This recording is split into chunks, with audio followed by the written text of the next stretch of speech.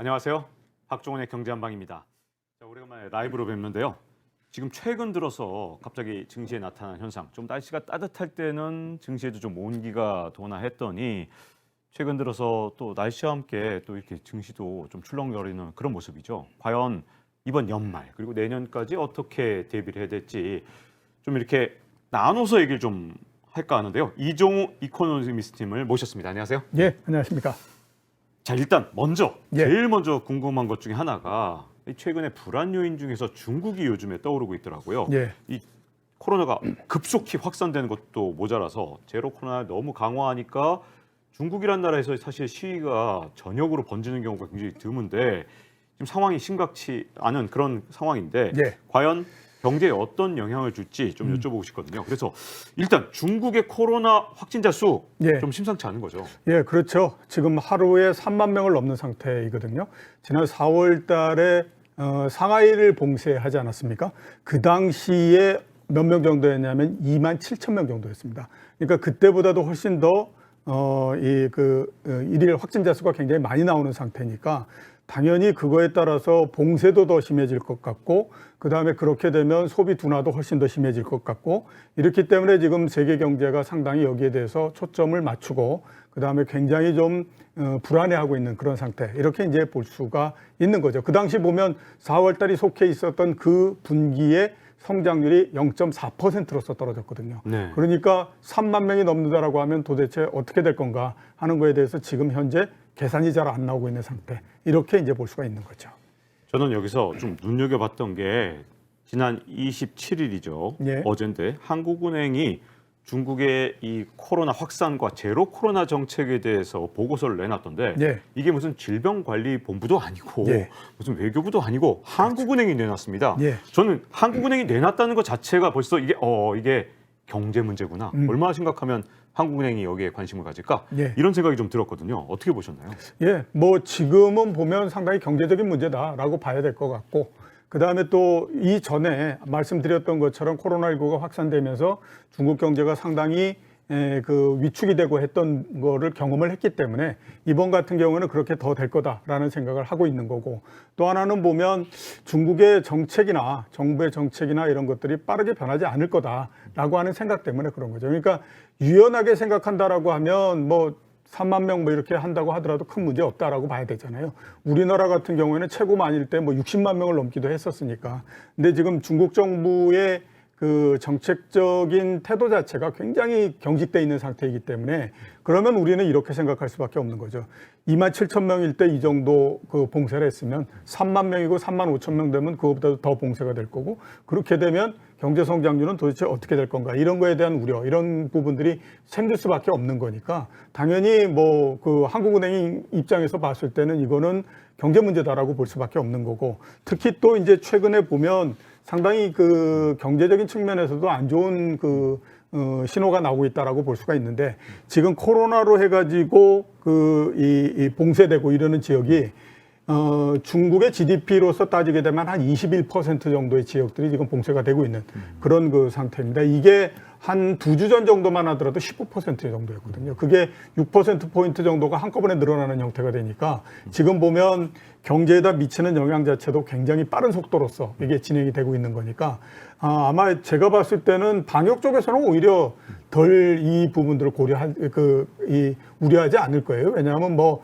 숫자를 어떻게 어느 정도를 믿느냐에서 따라서 다르겠지만 그냥 액면대로 나온 걸로 해서 3만 명 이렇게 하면 우리는 아까 말씀드렸던 것처럼 굉장히 큰 숫자도 다 경험을 했기 때문에 그 정도 별로 문제 없어 이렇게 생각하기 때문에 그 보고 쪽에서는 문제가 없다라고 생각할 텐데 경제 쪽에서는 굉장히 어렵다라고 생각할 수밖에 없는 거죠.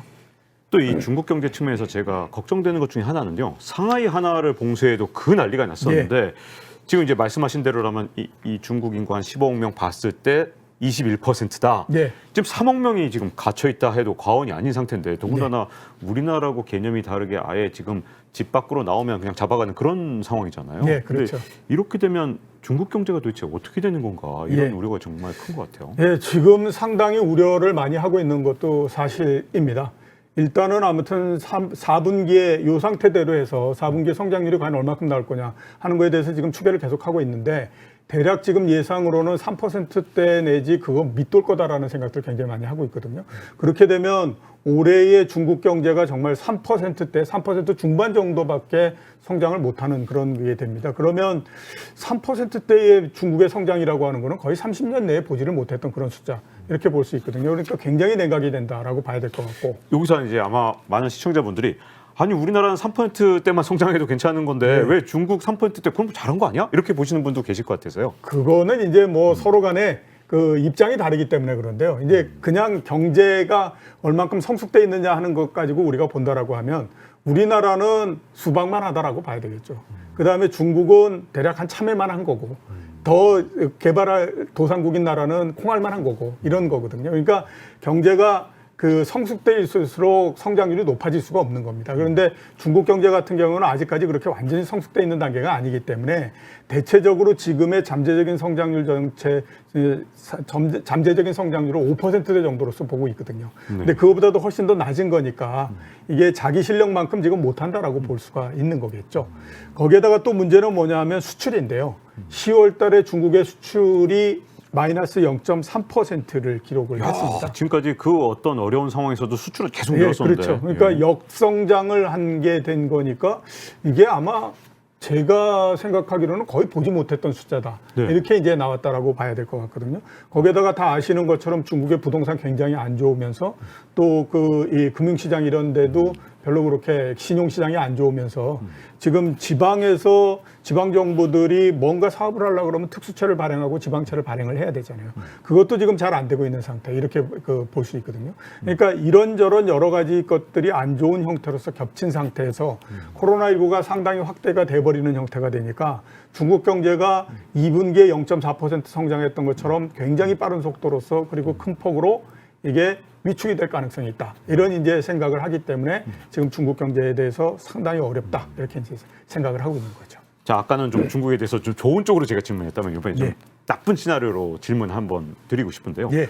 이렇게 중국 같은 나라가 성장률이 떨어지면 부동산 가격도 더 낮아질 수밖에 없고 성장률이 떨어지면 또 이제 부실 자산이 막 드러나고 예. 이런 과정에서 제 아무리 이 국가가 통제하는 그런 경제 구조라 하더라도 예. 자칫해서 그러면 또 혹시 중국이라는 나라가 40년 동안 버블 붕괴가 없었으니까 예. 또 위험한 거 아니냐 이런 쪽도 또 있단 말이죠. 예. 요 근에 대해서는 어떻게 보시나요? 지금 뭐 어느 나라든지 다 버블이나 이런 것들이 무너지거나 할 가능성은 모두 다 갖고 있다라고 봐야 되는데 그 중에서도 특히 이제 중국 같은 경우에도 그게 굉장히 좀 심하다라고 봐야 되겠죠. 우선 이제 빈집도 어마어마하게 굉장히 많은 상태입니다. 일본하고 거의 필적할 정도로 상당히 많은 상태이거든요.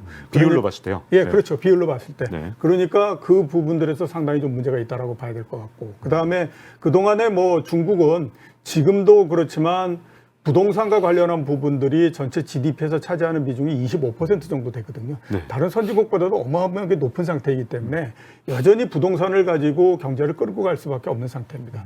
지금이 그렇다라고 하는 거는 이 이전에도 그런 형태로서 왔다라고 봐야 되는 거죠.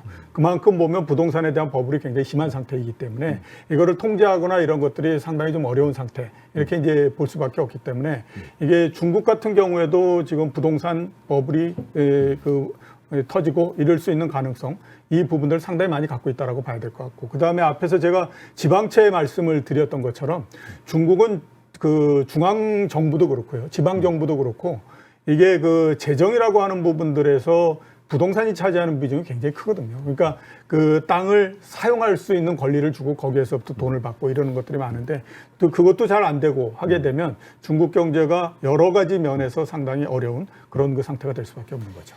여기서 이제 제일 궁금한 것 바로 중국이란 나라가 야 이렇게 코로나가 자꾸 확산되면 결국은 예. 제로 코로나 포기하지 않겠느냐 예. 이런 생각 때문에 당장 이제 11월 초 같은 경우만 해도 시진핑 주석이 3연임이 됐으니 이거는 분명히 되는 과정에서 이 끝나고 나면 제로 코로나를 살살살 풀 거다. 예. 그래서 해외 자본들은 그 기대로 그냥 계속 베팅하고 유가에 베팅도 하고 예. 뭐 예. 여러 개 베팅이 있었는데 예. 지금 뭐 이렇게 코로나가 퍼져도 별 얘기가 없는 데다가 아까 예. 전에 이게 한국은행 이 27일 날 나온 보고서를 보면 예. 제로 코로나 포기한다는 생각 버려라. 이게 예, 쉽지 않다. 그렇죠. 이런 예. 느낌으로 이 보고서가 나왔거든요. 예. 아니 이 정도면 그래도 포기하는 쪽 언제가 나오지 않을까요? 이 중국이 왜 이런? 제가 봤을 때는 포기하기는 굉장히 어려울 거라고 생각합니다. 그거는 왜냐하면 왜 그런 얘기 있지 않습니까? 당의 무오류성. 네. 그러니까 공산당의 무오류성. 공산당은 오류가 없다라고 하는 거지 않습니까? 그것 때문에 그러니까 이제 이걸 푼다든가 하는 것들이 어렵다라고 봐야 되는데요. 그 당의 무오류성이라고 하는 것이 얼마나 많은 그 역사적으로 봤을 때 많은 일들을 만들었느냐 하는 것들을 한번 볼 필요가 있는데, 그 일본하고 중국이 옛날에 이제 전쟁을 하는 그 과정 속에서 민생단 사건이라고 하는 것이 있었습니다. 그러니까 그 당시에 뭐냐면 당은 무오류성이 있기 때문에 당이 지도하는 상태에서는 전쟁을 항상 이겨야 한다. 근데 왜 우리가 일본하고 전쟁을 하는데 계속 패배하느냐 하는 것은 이제 그였는데, 그 이유로 들었던 것이 뭐냐면 간첩들이 굉장히 많기 때문이다. 그거를 색출해야 된다라고 하는 거였고, 그게 민생당 사건이었습니다. 그게 가장 대표적으로 보면 당의 무오류성이라고 하는 것 때문에 어떤 일이 벌어졌느냐 하는 것들을 보여주는 거거든요. 그 이유도 보면 1960년대 같은 때 대약진 운동이라든가 그다음에 문화대혁명이라든가 이런 것들이 모두 다 왜 발생을 했냐면 공산당의 무오류성 때문에 그런 거거든요. 이것도 마찬가지입니다. 제일 처음서부터 코로나19라고 하는 것들을 이렇게 다루지 않았으면 이제 유연해질 수 있었을 텐데, 제일 처음서부터 공산당이, 그러니까 그 중국의 이 정부가 이게 그 제로 코로나 정책으로서 계속 나갔잖아요. 근데 지금 상태에서 3만 명, 뭐 2만 명 이렇게 발생을 하는데 여기서 뒤에 발을 뺄 수는 없는 거거든요. 그러니까 여기에서 일단 아무튼 제일 처음에 가져왔던 정책, 이거를 그대로 밀고 나갈 수밖에 없는 상태인 겁니다. 네. 그렇기 때문에 계속 가는데, 다른 나라들 입장에서 봤을 때는 3만 명, 그게 뭐 그렇게 많냐. 그 많은 인구에서. 이렇게 되지만 이거는 중국 공산당이라고 하는 데에 체면이 걸려 있는 문제이기 때문에 이거를 쉽게 서방에 있는 사람들이 생각하는 것처럼 그렇게 다루지 않는다라고 하는 거죠. 네.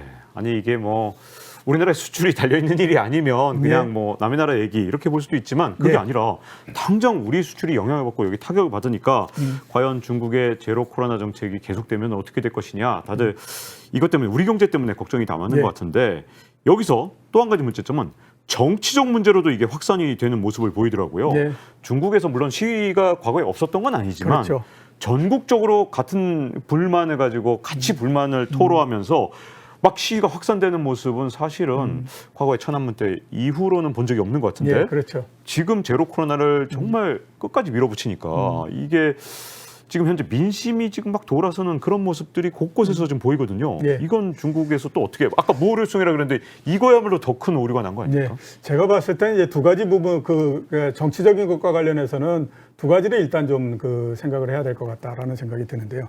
첫 번째는 뭐냐면, 우리가 중국을 보는 시각 자체가 우리가 중국을 보는 시각이 아니고요. 중국을 보는 시각은 서방이 중국을 보는 시각을 가지고 우리가 그걸 보고 있는 거죠. 그러니까 미국이나 대표적인 것이 미국이죠. 미국 사람들이 과연 중국을 어떻게 보느냐, 그 시각 내에서 우리가 보고, 그 다음에 그게 또 우리나라에도 보도가 되고 이런 거니까, 지금 이제 이렇게 이 TV에서 나오고 뉴스에서 나오는 것만을 보면, 와, 이거 중국에서 정말 어마어마한 문제가 지금 터졌다, 이렇게 이제 생각하고 이렇게 되지 않습니까? 근데 이제 또 실제적으로 보면 그렇게 굉장히 심각한 형태 이런 거는 아니니까, 그런 측면을 한 번 정도는 같이 좀 고려를 해야 되는 게 아닌가라는 그 생각이 들기는 하고요. 대신에 보면 이제 이 정치적인 부분, 이 부분들은 그렇게 쉽게 개선이 되거나 그러기는 좀 어렵다라고 봐야 됩니다. 어차피 중국이라고 하는 거는 아무리 경제적으로 자본주의가 많이 도입이 되고 했다라고 하더라도 여전히 사회주의적인 체제를 가지고 있는 거고, 그 다음에 사회 전체적으로 통제를 계속하고 이러는 상태이기 때문에 이거를 쉽게 변경되거나 그러기는 좀 어렵다라고 봐야 될 것 같거든요. 그렇기 때문에 아마 좀 전에 말씀드렸던 것처럼 지금의 형태, 이것들이 일정 기간 동안은 계속 간다, 이렇게 이제 봐야 되겠죠. 우리나라 코스피 지수는 일평균 수출하고 굉장히 밀접하고, 또 우리나라 수출은 중국에 굉장히 많이 의존을 하고 있는 상황에서 과연 제로 코로나에 대해서 중국이 어떤 출구 전략을 내년에 마련할 것이냐. 물론 출구 전략을 지금 봐선 마련하지 않을 수도 있지만, 그래도 또 한편에서는 아무리 제로 코로나를 계속해도 내년 3월에 양회가 끝나고 그리고 코로나가 더 확산돼서 진짜 몇백만 명, 몇천만 명까지 걸리면 결국 중국도 다른 이 선진국이나 우리 한국이 갔던 길처럼 제로 코로나를 조용히 이렇게 접어서 이렇게 명시적으로는 안 하더라도 하나씩 저렇게 접는 그런 현상이 3, 4월 가면 나타나지 않겠느냐라는 기대도 있거든요. 요 출구 전략 언제쯤 어떻게 나타날까요? 제가 봤을 때는 내년 정도 돼서 정말로 한번 3월 정도 이렇게 되면, 그때서부터는 아마 조금씩 계속해서 후퇴하는 형태로서 그 정책 변경을 하지 않을까라는 생각이 들거든요.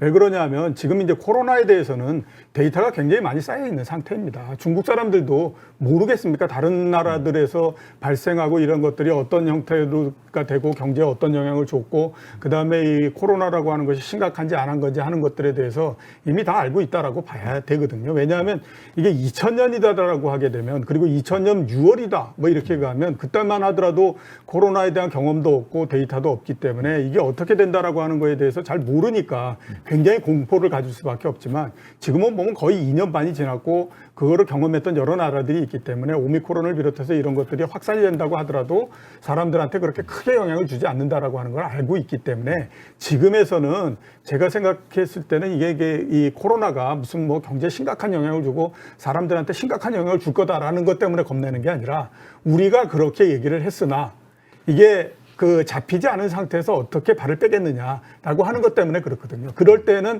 대부분 정치적으로는 알려지지 않은 상태에서 암암리에 되게 이제 이 힘을 줄여나가고 정책을 줄여나가는 것이 일반적인 형태잖아요. 네. 그러니까 아마 그런 형태로서 중국도 출구 전략을 찾지 않을까라는 생각이 듭니다. 조용히 발을 빼지 않을까 이런 생각이 드는 상황인데 근데 문제는 그 사이에 세계 경제가 중국 때문에 같이 이렇게 뭐 주가가 같이 요동치거나 이런 모습을 볼 때 예를 들어 테슬라 같은 경우 중국 판매량이 웬걸 시원치 않다 이런 얘기도 있고 애플 같은 경우는 심지어 생산 차질을 빚고 이런 지표들이 나올 때마다 중국에 진출한 이 빅테크 기업이 흔들리면서 나스닥 지수 전체가 흔들리거나 또 이게 우리나라까지 막 와서 영향을 주니까 이 중국에서 이렇게 하는 동안 요 기간이 몇 달이 지속되더라도 세계 경제에 어떤 영향을 미칠지가 약간 걱정입니다. 일단 뭐 세계 경제 자체는 보면 그렇게 그 좋은 영향은 안 준다라고 봐야 되죠. 왜냐하면 중국이 G2의 두 번째 국가인데 거기가 어떻게 됐든지 이 경제를 봉쇄하고 해서 막 성장률이 0.4%가 나오고 이렇게 한다라고 하면 그게 전 세계 경제 측면에서 좋을 거는 별로 없다라고 봐야 되겠죠. 그러니까 성장이나 이런 측면에서는 별로 좋지 않다라고 봐야 될 것 같고 대신에 물가는 어느 정도 안정을 시키는데 역할을 또 할 수도 있다라고 봐야 되죠. 왜냐하면 수요 자체가 줄어들기 때문에 이제 그렇다라고 봐야 되는데 이 전까지 2분기까지는 되게 이제 중국에서 이렇게 봉쇄되고 이러는 부분들이 공급망을 교란시키기 때문에 물가가 올라간다라는 쪽으로서 많이 얘기를 하지 않았습니까? 근데 그게 한 번 정도 경험을 했기 때문에 그 부분보다는 소비를 둔화시키는 형태로서 갈 가능성이 있다. 이런 그 측면에서 양쪽으로 볼 수 있는데 일단 아무튼 제가 봤을 때는 어떻게 됐든지 봉쇄를 많이 하고 중국 경제가 안 좋고 뭐 이런 형태가 된다라고 하면 그거는 세계 경제에 좋을 리가 없다라고 봐야 될 것 같고요. 또 하나 이제 문제가 되는 거는 우리나라 이렇게 이제 볼 수가 있죠. 계속해서 대중국 수출이나 이 부분들이 그렇게 좋지 않은 상태입니다. 10월 달까지 누적으로 했을 때 올해 전체적으로 대중국 수출 증가율이 0.7%인데요. 9월 달 같은 경우가 마이너스 15.7%였고 그 다음에 지금 11월 달 20일까지 통계가 나왔거든요. 20일까지 통계가 마이너스 28.3%입니다. 그러니까 지금 9월, 11월 이러면서 굉장히 숫자 자체가 안 좋아지고 있는 상태이고 그 다음에 1월 달서부터 10월 달까지 무역 흑자, 대중국 무역 흑자 모두 합친 것이 26억 달러거든요. 근데 지금 11월 달에 굉장히 상태가 안 좋아서 11월, 12월 달이 안 좋다라고 하게 되면 진짜 한 30몇 년 만에 처음으로 중국과의 무역 관계에서 무역 적자가 날 가능성이 높다. 이 부분들이 상당히 좀 우려가 된다. 이렇게 이제 봐야 되겠죠. 이제 물가에는 지금 현재 어떻게 보면 전 세계 물가가 올라가는 걸 중국이 막아주는 역할도 좀 하고 있는 것 같아요. 근데 그렇죠. 문제점은 여기에 이제 걱정되는 측면으로 물가 쪽에서는 지난 25일 같은 경우에 중국에서 지준율을 남들은 다 긴축하는데 지준율을 그렇죠. 인하해서 완화하는 정책을 썼고요. 시장에 93조 원을 공급하겠다고 했는데 이게 코로나가 계속되는 상황에서는 큰 문제가 아니지만 미국의 예를 봤을 때도 이렇게 코로나 퍼진다고 돈을 풀었더니 그게 코로나에 대해서 위드 코로나로 가니까 그냥 물가가 막 폭등을 했단 말이죠. 중국도 결국은 이 잠재적으로 물가를 나중에 끌어올릴 그런 여러 가지 폭탄들을 만들고 있는 게 아니냐라는 걱정도 들거든요. 그렇게 볼 수 있는 측면도 있지만 제가 봤을 때는 또 너무 그렇게 생각하는 거는 기우다라는 생각이 듭니다. 미국 같은 경우에는 정책을 2020년도 코로나19가 나고 펼 때 너무 가격하게 해버리는 형태가 됐죠. 짧은 시간 동안에 어마어마하게 빠른 속도로서 금리를 내렸고, 그 다음에 돈을 공급하는데, 금융위기가 나고 3년 동안 공급했던 거 액수보다도 큰 액수를 3개월 동안에 공급을 해버리고 이런 형태가 됐으니까 그 후유증이 굉장히 클 수밖에 없었는데요. 이번 같은 경우에 내달 5일서부터 지준율을 0.25% 인하하거든요. 이 전에 인하를 언제 했냐면 4월 달에 인하를 했습니다. 그러니까 거의 한 7, 8개월 만에 처음 하는 거고 여전히 지금 가중평균한 지준율이 7.8% 정도니까 그렇게 굉장히 낮은 건 아니다라고 봐야 되겠죠. 그다음에 이번에 지준율 인하하면서 대략 5천억 위안 정도 그 시중에 풀리는 효과 있고 4월 달에 했고 그러니까 합쳐서 우리가 따져보면 대략 1조 위안 정도니까 대략 보게 되면 한 200조 원 정도 그거 못 미쳐서 이제 그 자금 공급하는 거지 않습니까? 그러니까 그렇게 우리가 따져보면 물론 이제 다른 나라들이 다 긴축을 하는데 이거 혼자서 이거 뭐 풀고 뭐 이렇게 한다라고 볼 수 있지만 그게 아주 심각하게 중국의 물가 상승을 가지고 올 거다. 이렇게는 지금 보는 거는 또 너무 과대평가하는 거다. 이렇게 저는 생각이 좀 됩니다. 네, 이제 나쁜 쪽으로 질문을 드렸으니까 네. 좀 희망적인 측면으로 또 한번 질문을 드리고 싶은데요. 지금 뭐 제로 코로나를 아직도 계속 아주 강도 높게 하고 있지만 예. 저는 개인적으로 야, 내년 이맘때는 적어도 이 정도 강도는 절대 안 하는 거 확실하다. 그러니까 내년에 한 해 중에 뭐 1분기지 아니면 2분기일지 이건 정확하게 모르지만 예. 뭐 한 3분기 전에는 예. 이 제로 코로나 정책이 훨씬 더 완화되는 그 시점은 분명히 있을 것 같고 예. 물론 그 과정에서 중국인들이 엄청난 숫자가 또 코로나에 걸리겠지만 그 과정을 좀 겪어난 내년 이맘때는 적어도 다 끝나 있는 상태 제로 예. 코로나가 그러면 우리나라 경제나 또는 세계 경제 또 중국 경제한테 이게 진짜 호재입니까 아니면 또 다른 문제점을 갖고 올지 참 궁금해지는데요. 뭐 그 전체적으로 아무튼 뭐 좀 그 코로나가 확산이 된다고 하더라도 경제 봉쇄나 이런 것들을 안 하고 뭐 이런 형태로서 바뀐다라고 하면 그거는 어떻게 됐든지 중국 경제 측면에서 중국 경제에도 그렇고 우리나라에도 그렇고 그 플러스적인 영향을 준다라고 봐야 되는 거는 사실이겠죠. 그건 뭐 우리가 부인할 수 없다라고 봐야 되는데 이제 과연 그거를 사전에 얼마만큼 자본시장이나 이런 데가 반영을 했을 거냐 하는 것들의 문제 이런 것들이 아닌가라는 생각이 듭니다. 전체적으로 코로나와 관련해서 제로 코로나 이런 정책과 관련해서도 이제 거의 극대점을 향해서 가고 있는 게 아니냐. 그리고 조만간 극대점을 넘어가는 게 아니냐. 이런 생각이 저는 좀 듭니다. 네, 그러면 어쨌든 중국의 제로 코로나 정책만 놓고 보면 단기적으로는 심각한 여전히 악재지만 네.